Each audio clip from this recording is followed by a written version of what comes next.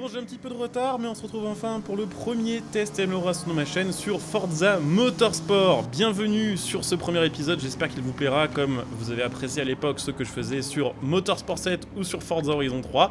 Pour ce premier épisode, j'ai choisi une voiture que j'apprécie particulièrement, la BMW 323 Ti. Alors, c'est pas une nouveauté sur ce Forza Motorsport, on l'a déjà eu sur Motorsport 7 par exemple, et sur d'autres motorsports de la série, mais c'est une voiture qu'on n'a pas sur les Forza Horizon, et c'est une voiture que j'aime bien utiliser sur circuit parce que elle a un petit côté voiture facile à préparer pour en faire un truc vraiment performant, un petit côté aussi voiture un peu passe-partout, puisque bah, c'est une 323 Ti, c'est pas non plus hors de prix, c'est pas comme les M3 modernes qui coûtent plus de 100 000 €, et c'est une voiture assez fun à conduire et qui est honnêtement assez performante. Alors on se comprend, on a que 170 chevaux, mais c'est une petite propu, elle est assez légère, elle est assez agile, et c'est potentiellement une bonne base drift. Je pense que quand il y aura un mode drift sur ce jeu, ce sera potentiellement une bonne voiture pour faire des bons scores. Mais voilà, petit modèle assez sympa que j'apprécie de retrouver sur Motorsport 2023. Comme la C32 MG d'ailleurs, ou les Audi S4, on va dire des versions un peu alternatives, un peu plus douces, voilà, aux BMW M traditionnelles, aux RS ou aux grosses Mercedes C63 MG.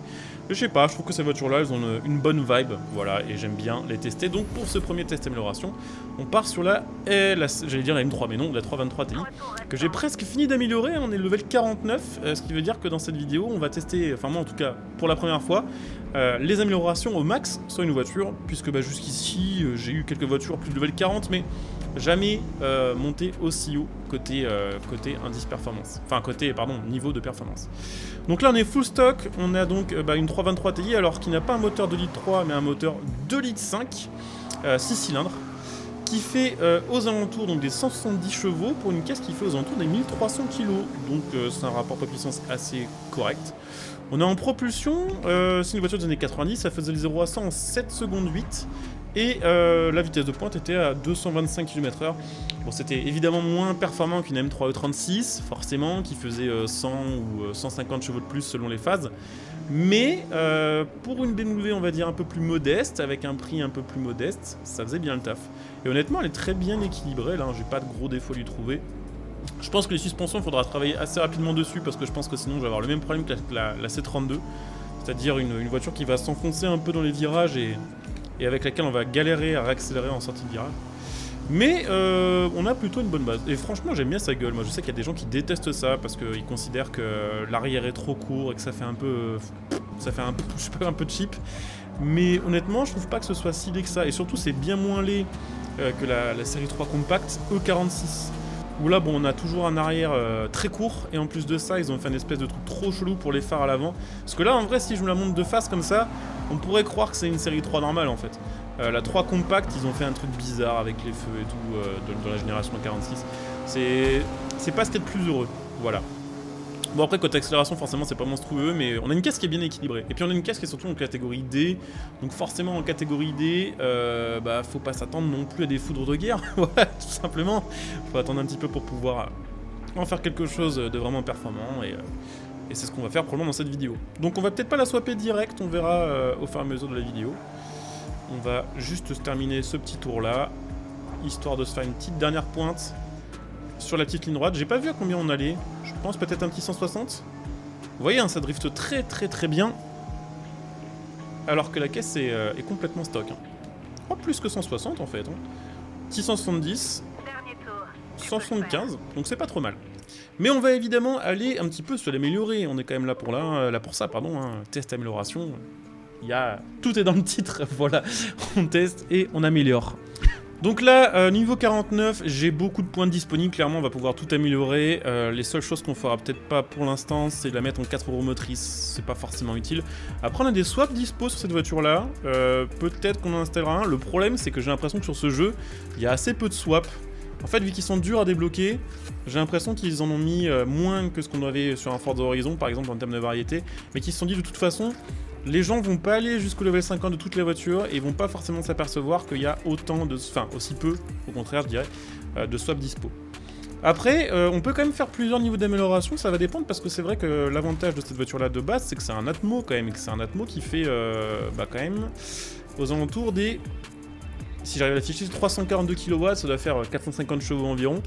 Ça peut être assez cool de la garder en Atmo, on pourra se faire peut-être une amélioration après en turbo. Ou alors on se testera, histoire de faire un truc débile, un V8 ou un truc comme ça. En V12 parce que cette voiture-là est dispo en swap V12. C'est complètement con, voilà. Le système d'amélioration de ce jeu est complètement con, faut le dire, que ce soit pour son fonctionnement avec le déblocage des niveaux, ou que ce soit pour le fonctionnement, enfin la diversité des pièces proposées, c'est absolument con, voilà. Il n'y a pas d'autre mot. Donc on verra un petit peu ce qu'on y fait. Alors évidemment, comme course... on va changer les jantes, on va regarder pour l'esthétique aussi, s'il y a des petites choses dispo. Après j'ai envie de dire, petite BMW, on peut partir sur des petites BBS. Sans trop se prendre la tête, le résultat devrait être plutôt pas mal, en sachant qu'on va évidemment après passer par la casse peinture. Putain, c'est vraiment... Ça fait partie des choses qu'il faut améliorer sur ce jeu, c'est la manière dont la caméra bouge, enfin surtout est fixe. Lorsqu'on améliore ou qu'on customise une voiture, c'est très chiant de ne pas pouvoir tourner la caméra pour voir précisément la voiture un peu sous tous les angles. Bon, petite boîte de vitesse course, transmission course, embrayage course, différentiel course aussi. Est-ce que ça change les stats ça? Non. Style aéro, c'est abominable. Voilà, de toute façon. Malheureusement, c'est pas fou à ce niveau-là sur ce jeu. Et donc, je vous le disais, de base, on est en Atmo. On a donc 300... What the fuck? Pourquoi ça me baisse ma puissance? Je sais pas. 320 kW. Mais on peut assez facilement partir sur un truc plus vénère. Alors, ce qu'on va faire, c'est que par curiosité, je vais regarder combien on pourrait sortir au max avec ce moteur-là en turbo course. Mais on va pas la jouer en turbo, on va la jouer en Atmo. Ça doit faire environ 600 chevaux. De toute façon, si tout à l'heure on teste avec un swap, on sera à plus de 600 chevaux. Donc on va la garder Atmo. Comme ça, on garde un peu plus la config et l'âme d'origine, entre guillemets, de la voiture. Donc bah écoutez, j'installe ça. Je vais aller regarder le magasin de peinture pour en faire un petit peu autre chose. Bon, c'est parti du coup avec notre 323 Ti amélioré. Là, ça va être autre chose. Donc en Atmo, avec 450 chevaux, avec full voiture améliorée. Et petite déco de course, en vrai sur Motorsport je trouve que ça rend bien, contrairement à Horizon, où j'ai un peu de mal avec ce genre de déco, mais là, ça pourrait le faire. Bon, la voiture elle est un peu trop préparée, un peu trop vénère pour que ce soit crédible en mode juste simple prépa track day, mais on va voir un petit peu de quoi elle est capable, hein. Bon là forcément, avec 3 fois la puissance d'origine, voiture allégée, les pneus course et tout ce qui va avec, c'est censé quand même plutôt bien marché. Pourquoi il m'estime par contre 840 tours de fuck? C'est bugué je pense. Ouais, je pense que c'est bugué. Ah, ou alors c'est parce qu'on était... je sais pas, on était à l'arrêt peut-être, j'en ai aucune idée. Bon, en tout cas, on va voir un petit peu ce qu'on arrive à faire avec notre petite série 323 Ti. Oula, il y a de l'action sur la piste là. Les IA qui font du off-road. Les IA qui sont actuellement sur Forza Horizon 5 en fait.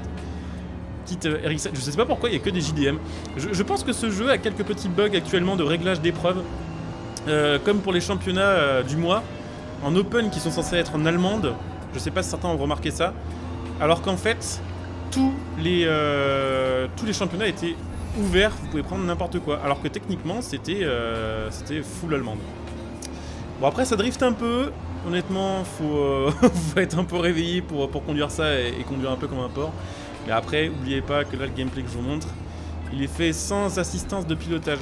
Par contre, je sais pas ce qui se passe, le jeu me paraît vraiment dégueulasse en vue intérieure. Il y a une mise à jour qui est sortie sur le jeu, la 1.1. Et depuis que la mage elle est sortie, le jeu tourne moins bien qu'avec la 1.0, j'ai l'impression. Enfin, ça dépend. En vue extérieure, c'est peut-être un peu plus joli. Mais en vue intérieure, c'est pas foufou, je trouve. Moi, quand même, petit 250 ici. Hein. 250, c'est quand même pas dégueu pour une caisse qui fait 450 chevaux seulement. Sur une ligne droite qui est aussi courte. On va essayer de voir si on arrive à rattraper notre... je sais pas ce que c'est, une RX7 devant, mon avis. Mais il faudrait faire quelques petits réglages supplémentaires pour que la voiture soit encore un peu plus efficace. Et surtout, il faudrait prendre un petit peu l'habitude de conduire des voitures aussi puissantes sur ce jeu-là. Chose que je n'ai pas encore, puisque c'est la première fois que j'améliore une caisse aussi fort, en fait. Oh, on va peut-être pouvoir le manger, là. Il y a peut-être moyen, s'il fait une petite sortie de route, là, comme au premier tour. Voyons voir. Non... ça a pas l'air. Ah, quoique. Allez, nice. C'est peut-être pour nous la win. Bon, après, on va peut-être pas aller jusqu'au bout du circuit. Le but, c'est plus de vous montrer un petit peu à quoi vous attendre quand vous améliorez telle ou telle voiture. Et honnêtement, petite 323 Ti me paraît beaucoup plus vénère que sur Motorsport 7. Sur Motorsport 7, elle était cool. Je me rappelle qu'on avait fait un petit face-à-face entre la 323 Ti et la E36 M3. Et elle n'était pas aussi puissante que ça, hein, clairement, avec les améliorations. Bon, je vous l'avais dit, on va tester quand même la voiture avec le max des améliorations, vu que c'est la première fois que j'ai une caisse level 50. Donc là, elle est full. On a le swap. Alors, j'ai juste pas mis l'aéro Forza parce que là, on s'en fout. On va pas faire une course en mode aéro super travaillé. Par contre, on a les 4 roues motrices et on a le swap V12 qui sort aux alentours des 1300 chevaux. Je sais pas si c'est le swap le plus puissant du jeu ou s'il y a mieux que ça. En tout cas, bon, la voiture a pas beaucoup d'appui. Mais en tout cas, 1300 chevaux, bon, sur une caisse qui fait 1000 kg, le résultat devrait pas être trop mal. Très clairement. Allez, let's go. En vrai, ce jeu est tellement plus riche en sensations qu'un Forza Horizon. Franchement, Horizon 6, s'ils veulent faire le meilleur jeu ever. Enfin, le meilleur jeu ever. Simcad, comment dire ça, grand public quand même. Ils font... ils changent rien, sauf qu'en fait, la conduite, ils mettent la conduite de Ford Motorsport, en fait. Et là, c'est parfait. Bon, allez, let's go. Pour la ligne droite, on va voir ce que ça va donner. C'est absolument débile. On va voir de la VMAX, en fait. C'est un petit test de VMAX, après, ce sera la fin de cette vidéo. Qui, j'espère, vous aura plu pour mon premier test d'amélioration sur Motorsport. Évidemment, vous pouvez suggérer des modèles en commentaire. Après, je ferai un peu au feeling, en fait. Donc si vous avez des suggestions, mettez-les en commentaire. N'hésitez pas comme d'hab à laisser un petit like, à vous abonner pour les prochains, à utiliser mon lien Instant Gaming pour acheter vos jeux à prix réduit en soutenant la chaîne par les modes. Et puis sachez que vous pouvez bien sûr aussi me retrouver sur Twitch. Si vous voulez assister au live, vous pouvez venir follow, vous pouvez utiliser votre Prime. Donc n'hésitez pas, tout ça, ça soutient et ça se fait en un clic. Donc 432, je pense qu'on n'aura pas plus que ça. C'est déjà pas mal, j'ai envie de dire. C'est déjà pas mal du tout. On va quand même se faire un petit test de freinage pour voir comment elle supporte les 400 km/h. Elle les supporte relativement mal. J'avoue que j'ai freiné peut-être un petit peu tard.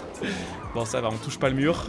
Mais bon, voilà, ça reste fun d'améliorer les voitures sur le jeu. C'est vrai que c'est très long pour débloquer les choses. Mais une fois qu'on les a, c'est satisfaisant, hein, on va pas se le cacher. Donc voilà, je coupe cette vidéo ici. Je vous dis à très bientôt. En attendant, portez-vous bien. Bon jeu à tous. Ciao.